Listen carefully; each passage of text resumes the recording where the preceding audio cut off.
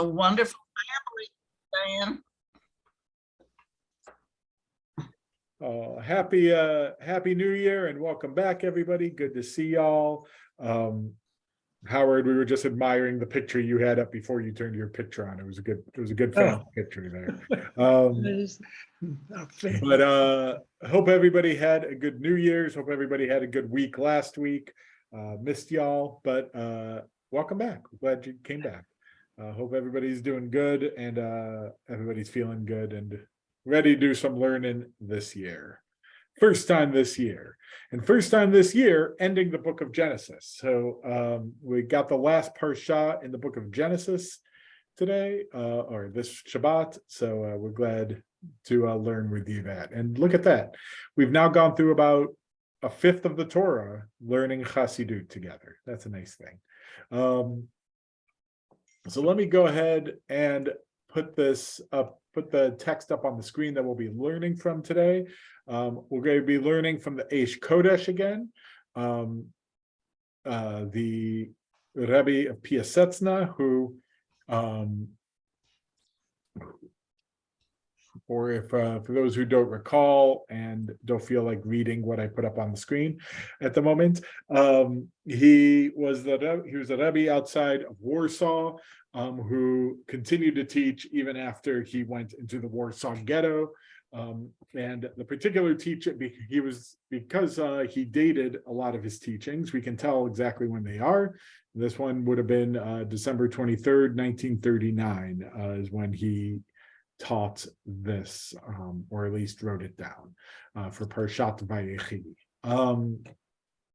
So if somebody wants to start us off, we'll go ahead and start seeing what the Eish Kodesh has to teach us this week. Who would like to start reading? I'll read. Jacob lived in Egypt for 17 years. The span of Jacob's life was 147 years. Good. So just as background context, quickly, we're towards the end of Genesis. So Joseph has gone down to Egypt. He went into prison. He came out of prison. He got elevated to second in command to Pharaoh. His brothers came to him for food when the famine was really bad.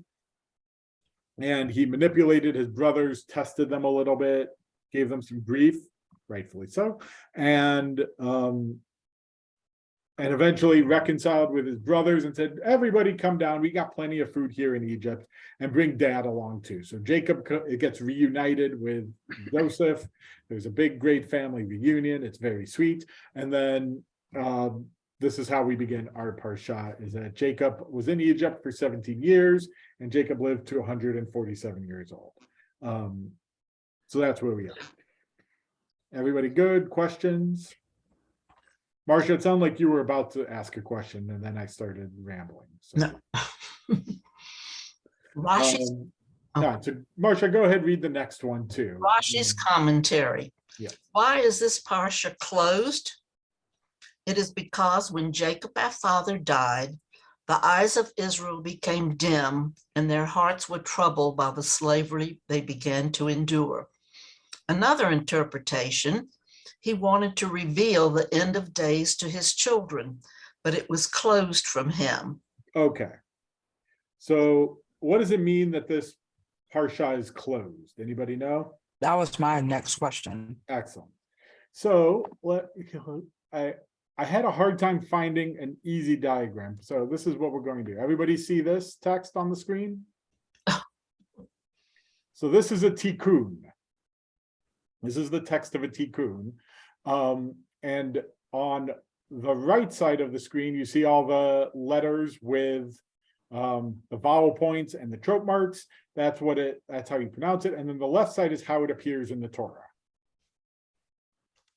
So there are paragraphs in the Torah, and there's two ways to do a paragraph. One is stuma, which means closed. So if you look at the top here in this fourth line, you see how there's a big space after hayom, and then the next word is vayisa. This is stuma because the line itself is closed. because there's a word at the end of it. If you go to, we'll go to this one. This is the next page in the Tikkun. This is Parashat Vayera, in case you were interested. You see how in the middle there's another paragraph that doesn't have a word at the end here, right over here. I can't title it. After Mitzrayim, you see it's kind of an empty space towards the end of the line. That's called Ptucha, which means open. It's an open so there's open paragraphs and closed paragraphs in the Torah. What is the difference besides the big space? It's whether or not the line ends with a word at the beginning, or I'm sorry, with a word at the end. And some of it is scribal tradition. Some of it's not entirely clear why it's not always clear why the scribes did it the way they did. There's one place where there's an open paragraph in the middle of a verse. Nobody has really any clue why it's transcribed that way. It's just the way it is. So usually, a lot of times it'll either begin a new topic. So here you see that Vayisa begins a new chapter. If you follow too, so it kind of separates this chapter out. And again, here it separates a new chapter, but if you go to this one, it doesn't separate a new chapter, but the next one is Vayhi Vayetahi, and it was at that time. So it's something, it jumps to a new topic. So sometimes the paragraphs just kind of mark off new topics or new chapters. Okay. So when you read from the Torah, like when they read, which side are they reading from? You're reading from this left side that does not have the vowels or trope marks. Oh, It almost looks like it's in bold type. is this the only place where there are vowels? I mean, if you pick up a standard edition of the Tanakh or whatnot that has the Hebrew, it'll have the vowels in it.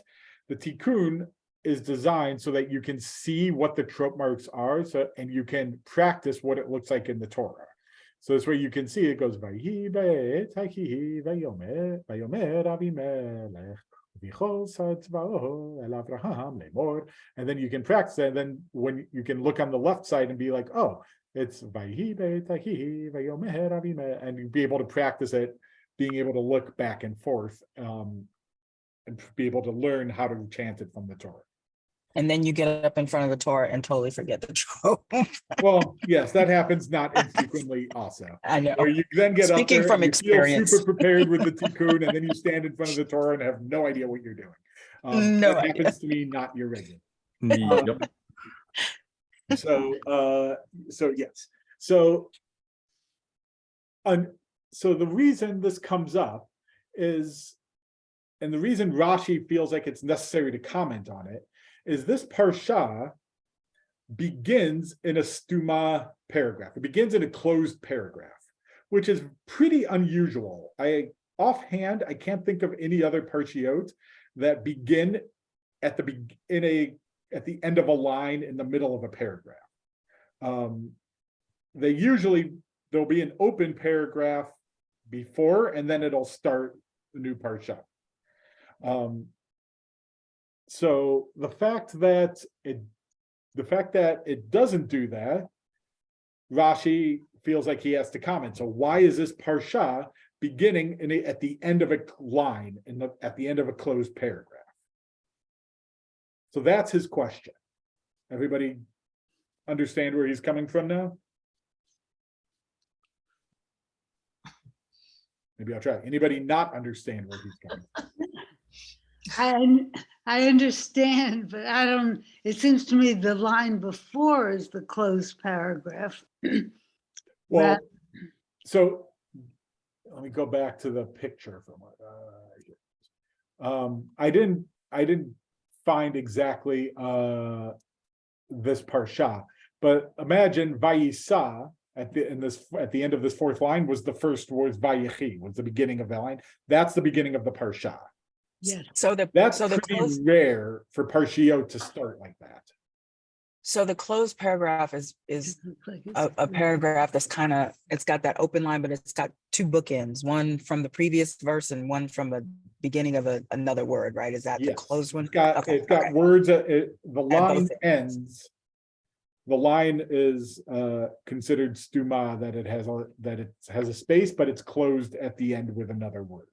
Okay, And Parshat Vayechi begins at the end of a line, which is unusual for a parshat to do. yes. So okay. that's where that's where Rashi's question comes from. So he said, so why does he, so he says, that's a weird thing. So why is this happening? Then he gives two conclusions, two midrashim that he cites on it. One is essentially after Jacob dies, the people of Israel pretty soon after go into slavery. And so it marks kind of the dimming, like their sadness at Jacob's death as they begin, as the trek down into slavery begins. That's one reason it's closed. That's not the reason that the Eish Kodesh is actually going to follow, by the way. He cites Rashi, but doesn't talk about that reason. The second one is the one he's going to the Eish Kodesh is going to focus on, which is that there's an idea in rabbinic thought that you have a certain level of prophecy on your deathbed. That when you're dying, you get a little more insight as to what's going to happen in the future than you can when you're alive. And I think in some way it's a little bit of like, it's this liminal space. You're alive, but not fully alive, and you're starting to transition into this other world. And so because you're in both worlds, you have this insight that you lack when you're fully alive. And so Jacob wanted to reveal what was going to happen at the end of time to his sons, but he couldn't. It was closed off from him. So he didn't get that prophetic sight. At least not so. Other midrashim will kind of say he does to some extent, because then he goes on to bless his children. Right. And that's a good chunk of what Parshat happens in Parshat Vayechi is Jacob blessing each of his children. But he doesn't get the full level that he was hoping to be able to do. Okay. It was closed off from him, and it's closed off, and that inability to say what was, just as it was closed off, the line is closed off in the Torah to symbolize how Jacob's vision of the end of days was closed off from him. Got it. Do we know why, or is that what's coming?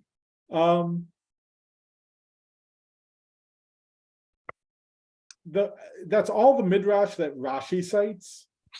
Rashi doesn't go much further into it. Eish Kodesh is going to kind of give a little bit of his rationale of what's going on as we go in. So we'll see if we get there. We'll see if he explains it sufficiently or not. Maybe that's a better way to say it. Other questions? All right. So let's move on. Who wants to read next? I'll read it. Go ahead. It's necessary to understand why, God forbid, Jacob, our father's request was not fulfilled. God forbid, since his request to reveal the end of days was closed off from him. So he's asking the same question Cindy just asked, like, why was Jacob's request? Why could Jacob not see what was going on at the end of days? Mm-hmm. We need to dig in a little bit to find out why. So keep going. The Holy Zohar 1227b comments on the verses. Jacob blessed Joseph, saying, "May the God before whom your ancestors, Abraham and Isaac, walked, the God who shepherded me from my birth until today, the angel who redeemed me from all evil, bless these boys.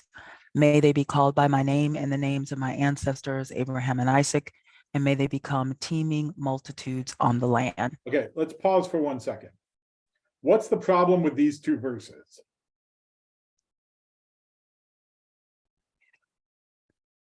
Who's Jacob blessing? Joseph? Not exactly. No, is it Ephraim and what were his children? Manasseh and Ephraim? Yes, Ephraim? Ephraim and Manasseh. Yes. Jacob, he's blessing Joseph's children. Mhm. So, and that's why it says these boys, because it's plural. But it says Jacob blessed Joseph, and then he goes on to bless Joseph's children. So now we can go back to the Zohar. Go ahead, Tammy. Okay. Did Jacob not bless Joseph, only his sons? So why does the text say he blessed Joseph? The Zohar answers. The blessing on the children is a blessing on the father. So when he blessed Joseph's children, it was a blessing on Joseph too. Okay. So what's he saying? That he was blessing Joseph through Manasseh and Ephraim. Yeah, there's a way that when the children are blessed, the parent is blessed through that. That when a good thing happens to your children, the blessing is actually on the parents also.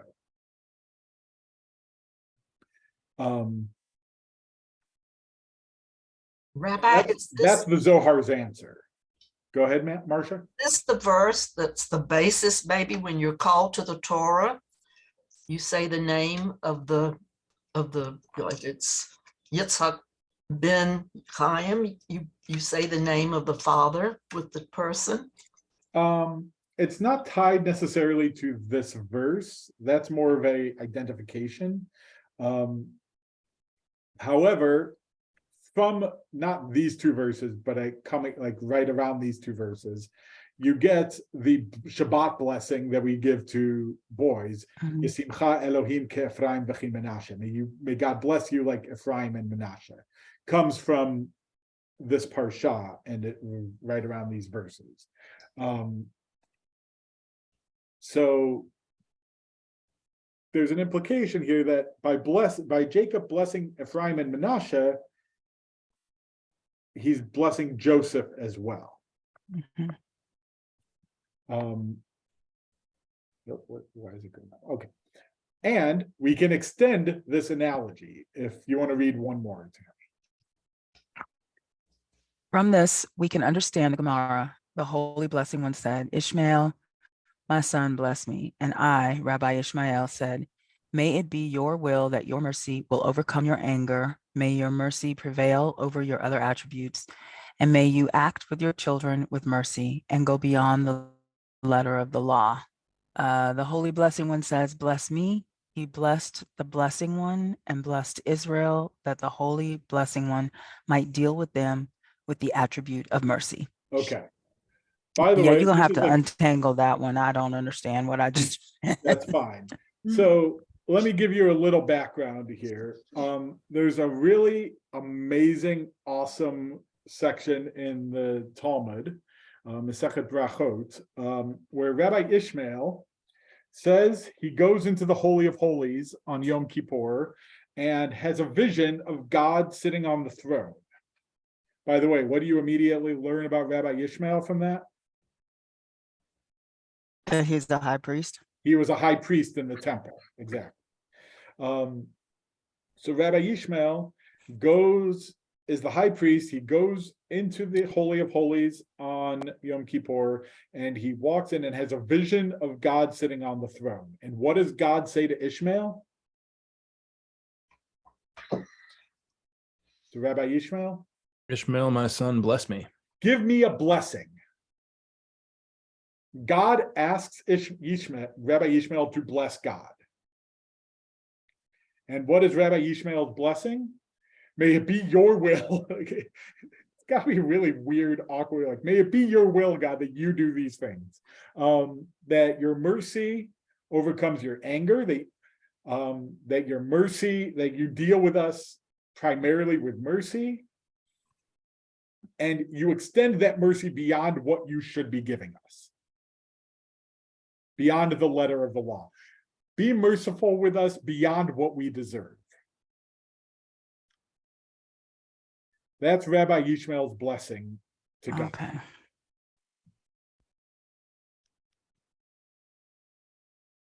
Okay, so now There's I a kind of ton understand you it. can unpack here, by the way. Like, we could probably spend all day on this sugya because there's a lot to unpack there. That, that God has an attribute of mercy and an attribute of anger. What is God angry about? What does God have to be told to be merciful about? How can we tell God what to be doing?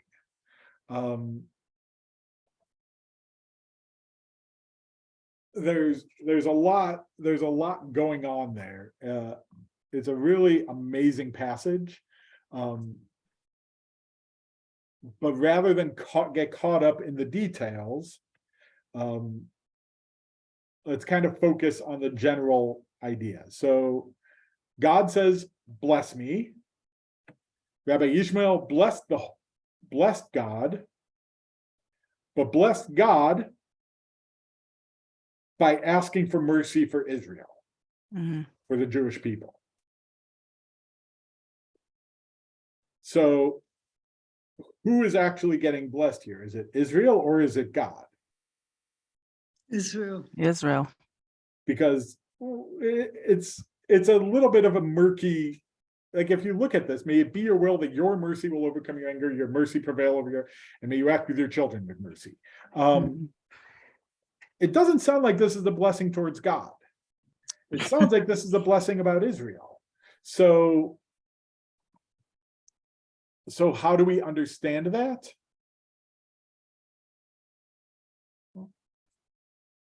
Who wants to keep reading?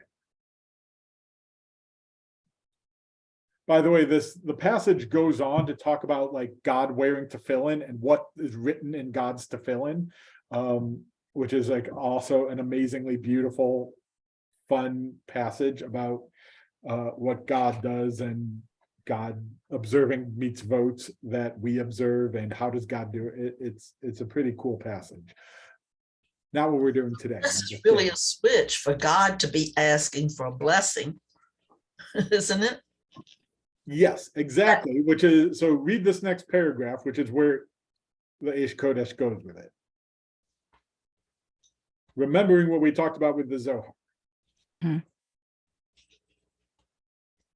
But we'll recall above that the blessing of the children is a blessing on the father.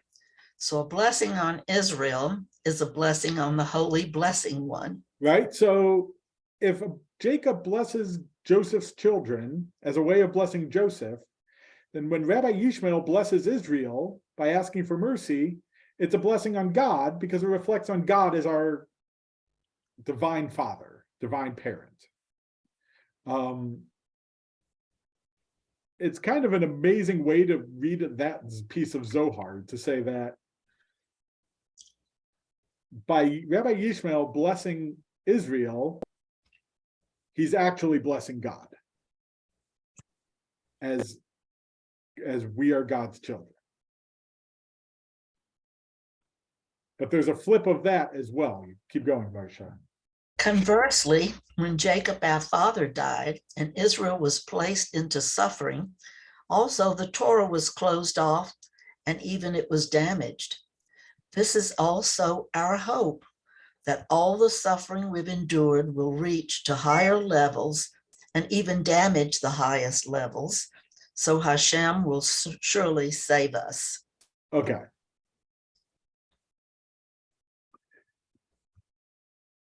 So there's a basic philosophical principle that for something to be true, its opposite also has to be true. So for example, A equals B and B equals C, A has to equal C, right? But for that to be true, it also has to be true that if A equals B and B does not equal C, that A cannot equal C. Yes? So if we're going to philosophically say that when a blessing on the child is a blessing on the parent, then the converse of that has to be true also. When something bad happens to the child, something bad happens to the parent also. Everybody follow that? I mean, I don't think it has to follow, but it could. Explain or say Well, I no? mean, so well, the way you were explaining it beforehand in math is, I think, transitivity. So if two things are the same, if A is the same as B and B is the same as C, then A equals C. And if A is not the same as B and B is the same as C, then A is not equal to C. But Right. you could sort of see if a blessing on the child reflects on the parent, that is not the same thing as saying a bad thing on the child has to be a bad thing for the parent. I think because it's not saying they're equivalent, just that they're related. Well, I get it, because I'm looking at it like this. And I'm not a math person, so that's why I'm not looking at it rationally. If something good happens to your parents, to your children, you get, how do you say it in Yiddish or Hebrew, naches? You get all the the pride and all that kind of stuff. But then if something bad or evil befalls your children, then you have the angst because of what is going on with them. So I'm kind of looking at it like that. It's a reflection. Yeah, no, I think I get it. Like, you can definitely say they're all related. Okay. So, like, good things happening to your kids should make you happy. Bad things happen to your kids should make you unhappy, plus or minus having a pathological relationship with your kids. So yeah, so my transitive example may not have been the best example, but I guess another way you could do it is, if you want to philosophically say the sky is blue, then rationally, the sky cannot be orange. If you're saying, because it can't, it can't be both, it can't be, now the sky can be orange at sunset, and this gets into a whole nother conversation. But for something to be true, the opposite of it also has to be true. I'm not buying that. I think you mean like negations have to be true. So like, if the sky is blue, Or the then if it's not converse has blue, to it's be not true. the sky. If it's not blue, then it's not the sky. The converse has to be true. That's The converse has to be true, correct. Sorry, there goes my symbolic logic coming back to the forefront. Yeah, it's been a long time since I took like undergraduate philosophy, so all my examples are like rusty also. So I'm trying to but I know in this case, like, it does make sense. They're related. Your blessings on Israel, if it's a blessing on Israel, it's a blessing on God because God made Israel. If it's a curse on Israel, it's also a curse against God because God made Israel. So exactly. Yeah, so as Tammy said, they're related, definitely. Yes. And so when Rabbi Yishmael blesses God or blesses Israel, it's a blessing on God. But when Jacob dies and Israel starts to descend into slavery, the Torah is closed off. It's the end of a line. It's a closed paragraph. And similarly, keeping in mind context of the Eish Kodesh writing in the Warsaw Ghetto, what's he conclude the paragraph with? Hopefully, enough pain comes to the children of Israel. hopefully the suffering that we're enduring in this ghetto will affect God enough that God will be motivated to do something about it. Like, it'll hurt us, like what we're suffering, and this is going to become this becomes a recurring theme in the Eish Kodesh, that our suffering here is God's suffering also, and that when we are suffering, God is suffering with us. One of the reasons why I love the Eish Kodesh so much is that kind of imagery and philosophy that he has. But he says, like, hopefully, I think, putting yourself in the context of the ghetto, he's saying, like, hopefully God will be hurt enough that God will actually do something about it. At some point, if your kids are suffering, you want to actually step in and help your kids rather than just let them sit there and writhe in pain. You want to help them a little bit. And I think that's kind of where he's going. How does the Parsha being closed fit into that? Because I feel like you don't need the Parsha, you don't need the discussion of the Parsha being closed to get that, of like, we're about to go into suffering, and surely if a blessing on God is a blessing on us and vice versa, if we start to suffer, God will suffer as well. So how do those two intersect? I think he's going to get into it in the last paragraph. Okay, we're getting there. There's two ways to look at it. I think one is the Exodus and the splitting of the Sea of Reeds as part of the Exodus is seen as kind of the ultimate paradigm of salvation in rabbinic thought, and that it's kind of a model for how all redemption actually occurs. So I think in his reading, going with what Rashi said, that the first interpretation that Rashi gives is that the paragraph is closed because it's with Jacob's death that happens in that verse. The people kind of quickly start to descend into slavery. And so there's kind of if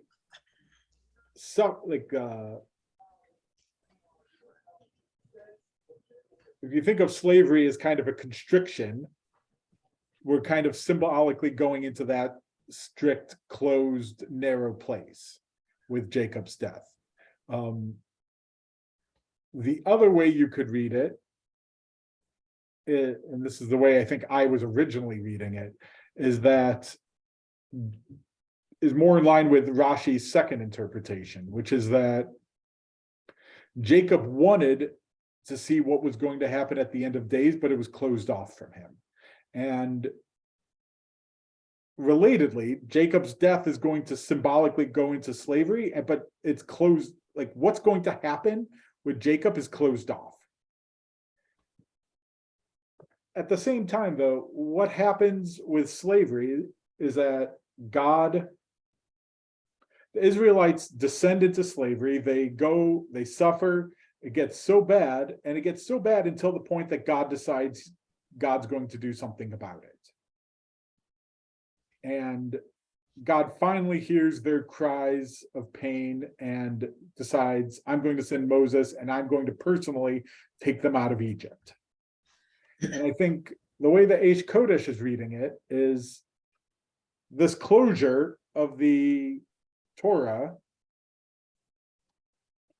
and this dissension into slavery is similar to what we are experiencing in the ghetto. And we are slowly, it's 1939, so things are bad, but not as bad as they're going to get. But they're getting worse as time goes on, and he can kind of see that. As we're descending, we also hope that God will hear our cries and be able to come and save us as well. I'm not sure he does a great job of explaining how the closed paragraph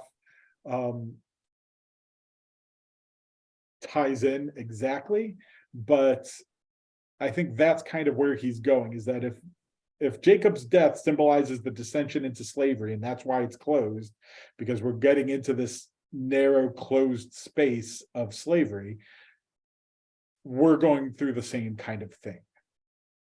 Well, so if we look at the word Torah as more than just the written word, the closed paragraph, the written word, we're being cut off from all that Torah means.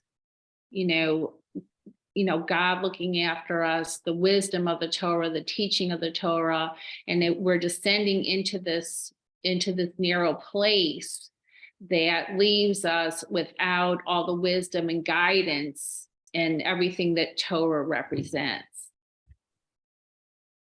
So I think in some level, Eish Kodesh is going to end up there as we get to this last paragraph. I think that's where the Eish Kodesh is going to end up going, is that in some sense, yes, the Torah is closed off from us. And so just as it was closed off from Jacob. And he wanted to see more, but wasn't able to. So it might be good to read this last paragraph and then we can maybe circle back to it. Cindy, do you want to read it since you brought it up? Sure. Wait a minute. Oh, which one? The Jacob wanted. Okay. Jacob wanted to reveal the end of days and was closed from him. But in this itself, there was a hint to the end of days. Because the Parashat is closed, and also because Jacob, our father, was prevented from seeing the end, this implies it was closed off from God. So too, whenever we see the suffering and troubles such that the Torah and study halls, the yeshivot, are locked, the damage reaches both the small and the great. We thus trust in Hashem that the end is close to coming. Right. So what's he saying here? I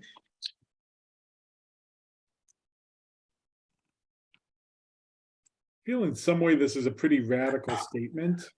I 100% endorse it, but I feel like it's pretty radical for a Hasidic rabbi to be saying. But is he saying that when the suffering is so bad that, well, like they were doing then, Torah was cut off, study was cut off, the schools were closed. When everything gets that bad, that is a sign that the end is coming and that soon God's going to deliver. Yeah, I think there's a part of him that's saying that, and I think putting yourself in his position, what else can you say, right? Right. You have to hope that all the suffering you're enduring and all the suffering you're seeing around you and the suffering of your people, you got to hope that there's some greater cause that's going to come out of it. That there's a light at the end of the darkness or something. Yeah, the suffering and troubles, like they weren't allowed to study Torah. That's why he had to write this in secret. That's why the Beit Midrash were closed. That's why the yeshivot were closed. They weren't allowed to publicly study Torah. Is he hoping not? that the suffering that they're enduring is reflecting on God just as it did in Egypt, and that God will stick. The end is coming and God will save them. The really radical part seems to be the idea of part of it being closed off from God. Yeah, it's a pretty intense statement too. That's the part that kind of strikes me every time I read this. Is Jacob couldn't see the end of days, but maybe God can't see the end of days either. And that Personally, I love that. You do love that? I do.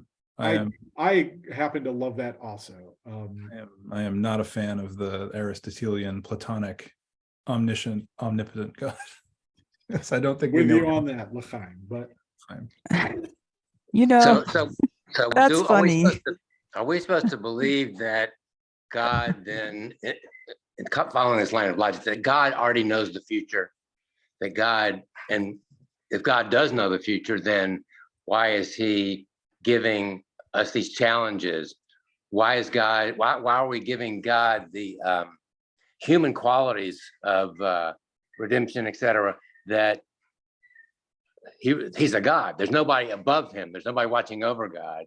So why are we trying to give him human characteristics? But so do you feel that God knows the future or not? So I will say two things. I'll start with the traditional answer and then I'll give you my answer. The traditional answer is there's a long-standing rabbinic debate about this. There are certainly a number of texts that talk about God being able to see from one end of the world to the other, from one end of time to another. And if you imagine that God is outside of time, because as God as the creator is necessarily not bound to the deeds, to the issues of time, then in some sense, God can see all of time and God knows what's going to happen. The downside to that is if you believe that, then free will is kind of non-existent. Because if God already knows what we're going to do, then what's the point in making a choice of what we're going to do? There are texts and plenty of rabbinic support for free will, and that we people have the choices to make. And maybe God does not know what's going to happen, but we still have the choices, and our choices are going to determine what happens at the end. Well, I mean, I don't think think you'll find a lot of rabbinic texts who will say that God does not know what's going to happen. But they will say we have free will and we can choose our own fate. I personally am very much in the free will department and don't think God knows what's going to happen at the end. I don't think God knows. God might be able to guess what we're going to choose, but until we make the decision and act on it, God's working and learning along with us. You know, Jonathan and I have these discussions about God and stuff all the time because his views are different than mine. Thank God, that would be boring if it wasn't.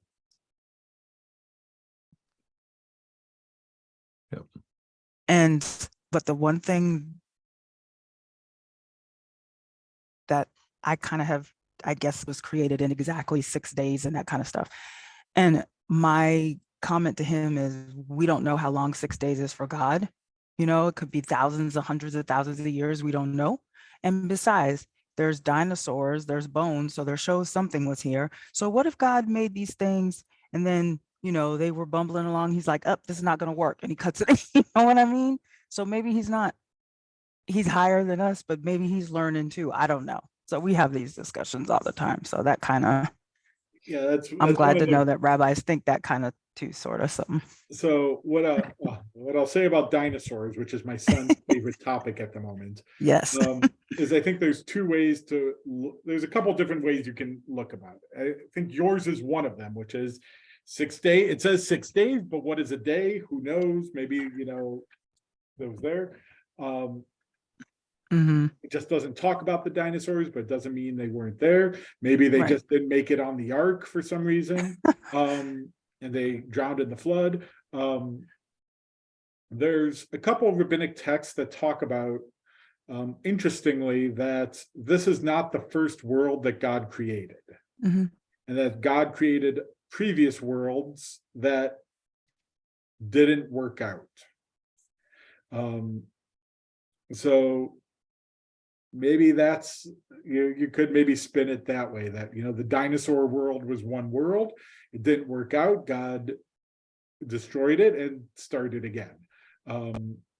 That's another possibility. The way I usually think about it is that the Torah is not meant to be teaching scientific history. Right. And so it's trying to teach us something deeper and more spiritual. And we don't have to sit here and try to reconcile scientific history with the Torah, because they're two different things. They're talking about different topics. Yeah. They can, you know, the Torah can inform scientific history, and certainly once you get to the books of Kings, you can match a lot of archaeology and scientific history with the books of Kings and onwards. But I don't think that's the primary goal of the Torah, is to be accurately describing history. And so can the Torah inform science and make sure science is being, I guess, a check and balance to science? Yes. Can science kind of be a check and balance to the Torah? Yes. and they can talk and inform and converse with each other, but they just have to keep in mind that they're not necessarily always tackling the same questions or trying to find out the same answers. Mhm.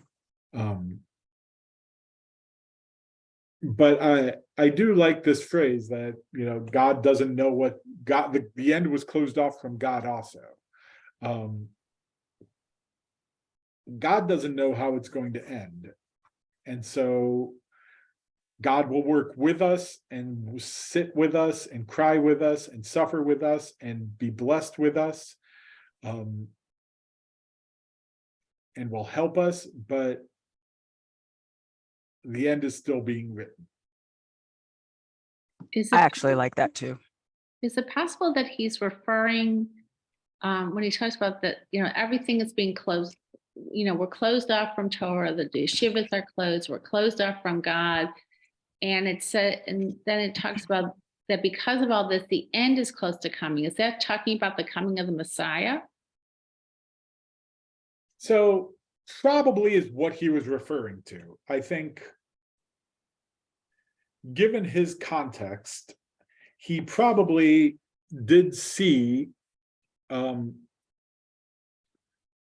ghetto and the Holocaust and the war as symbolic of the great war that was going to usher in the time of the Messiah. And I think to some extent, he probably saw, you know, the suffering we're enduring better be worth it for what's going to come. Mhm. So yes, I do think he is, you know, did it happen?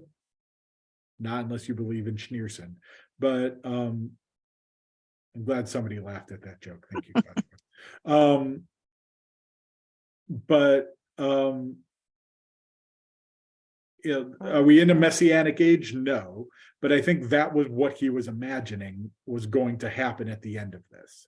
And he saw the mass suffering, the mass torture, the mass deaths. He knew what was going on. It wasn't like people in the ghetto kind of, they were getting reports about what was happening. They knew.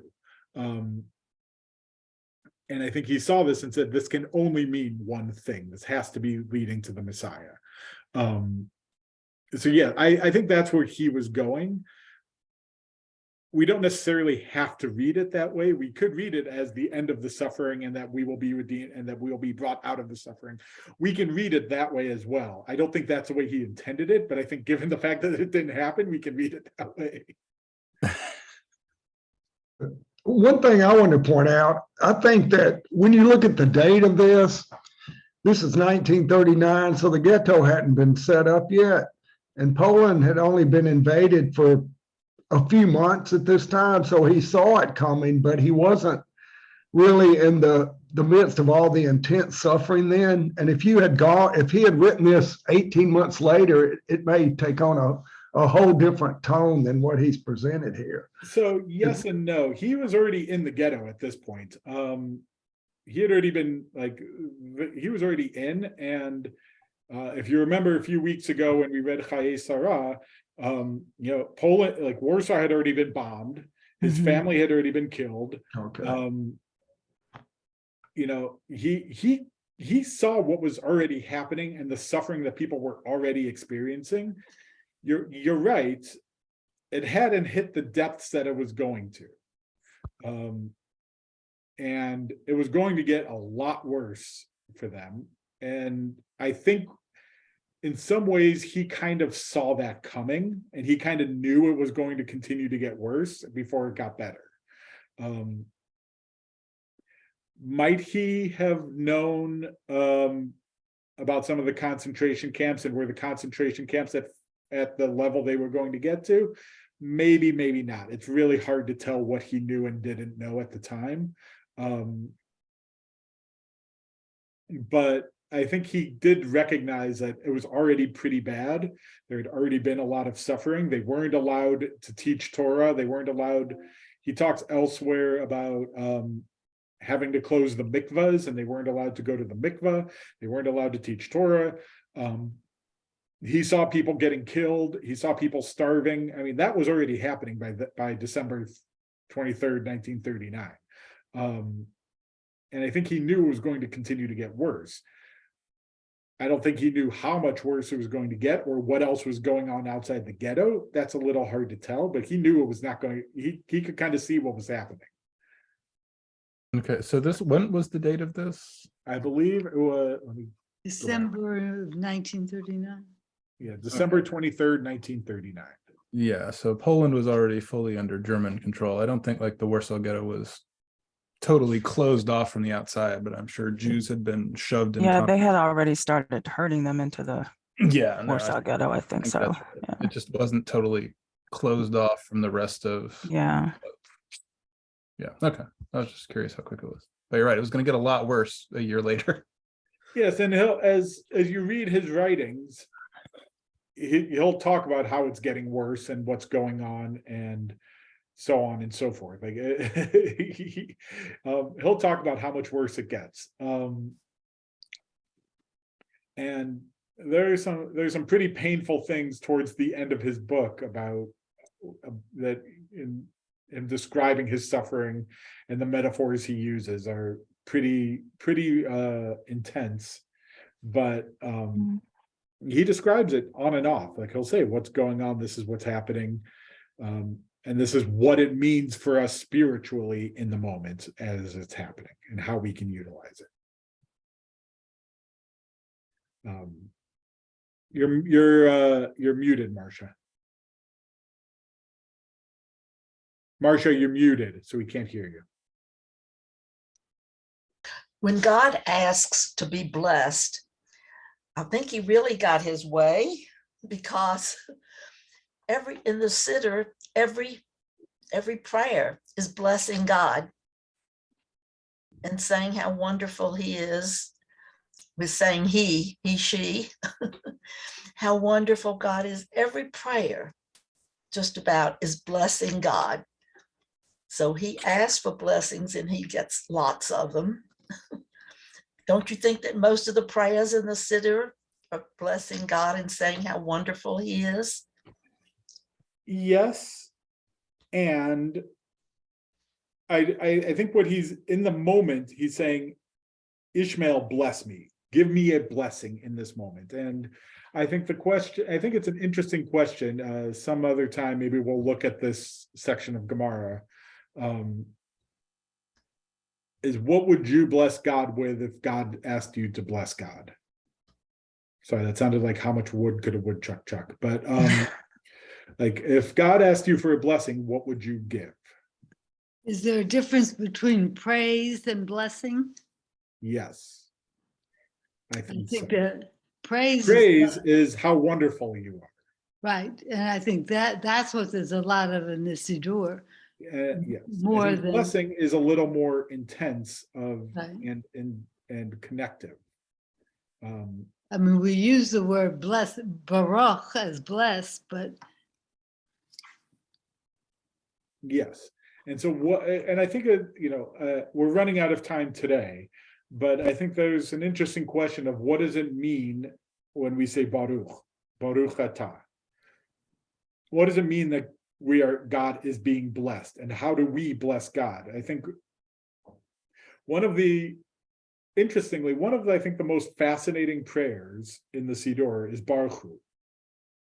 Baruch Hu et Adonai HaMevorach.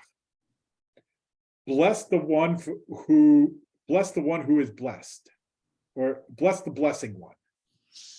So if God is the source of all blessing, how do we bless the God who is the source of all blessing? Right? But yet we say that that's what we're going to do. And I think some of it is we serve as a channel, as a conductor of blessing. And that's part of our job, is to be a conductor of blessing. And how can we bless God? We can bless God by making God's world blessed, by treating it the way it needs to be treated, and bringing it closer to the vision God has for it. that's going back to the way we started with the parents and children. Kind of, yeah. I don't think that's necessarily in any. I think the Zohar's got a lot of wisdom. I don't think that's a bad interpretation by the Zohar. I also don't want to give too much of my Shabbat sermon away, so I'm trying not to. Come on Shabbat, you'll hear a little more. Just FYI, I was looking this up while you all were talking, just for when we look at some of the Eish Kodesh later on,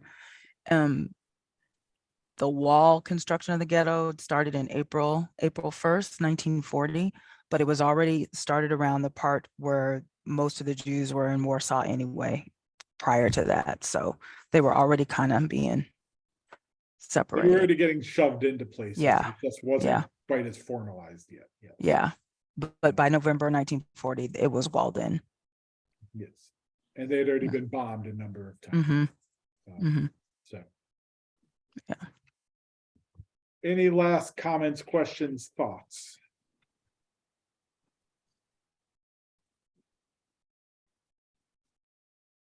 No, but thank you again. You always make things interesting. Now I have to go home and tell Jonathan that part that we just read about God not knowing the end. That'll give us something to debate over dinner.